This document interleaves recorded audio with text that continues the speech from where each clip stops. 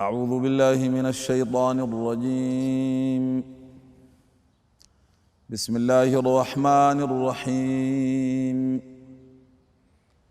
الحمد لله الذي أنزل على عبده الكتاب ولم يجعل له عوجا قيما لينذر بأسا شديدا من لدنه ويبشر المؤمنين الذين يعملون الصالحات أن لهم أجرا حسنا ماكثين فيه أبدا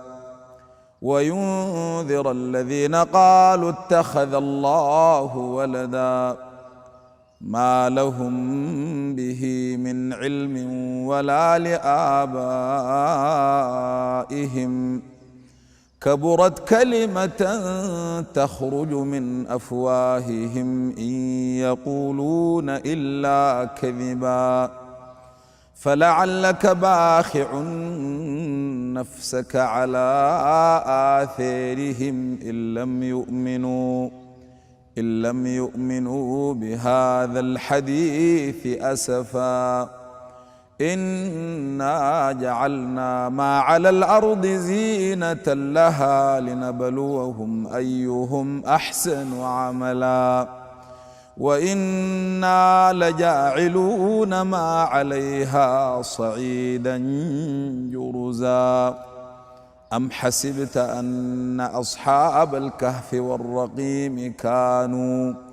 كانوا من آياتنا عجبا إذ أوى الفتية إلى الكهف فقالوا ربنا آتنا من لدنك رحمة وهيئ لنا من أمرنا رشدا فضربنا على آذانهم في الكهف سنين عددا ثم بعثناهم لنعلم أي الحزبين أحصى لما لبثوا أمدا نحن نقص عليك نبأهم بالحق إنهم فتية آمنوا بربهم وزدناهم هدى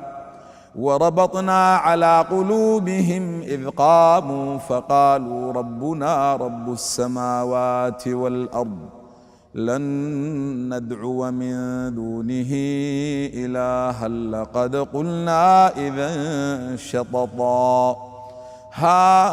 هؤلاء قومنا اتخذوا من دونه آلهة لولا يأتون عليهم بسلطان بين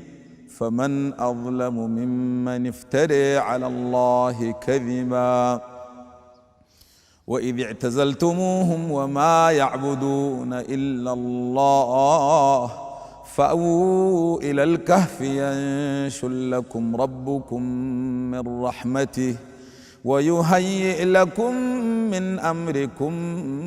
مرفقا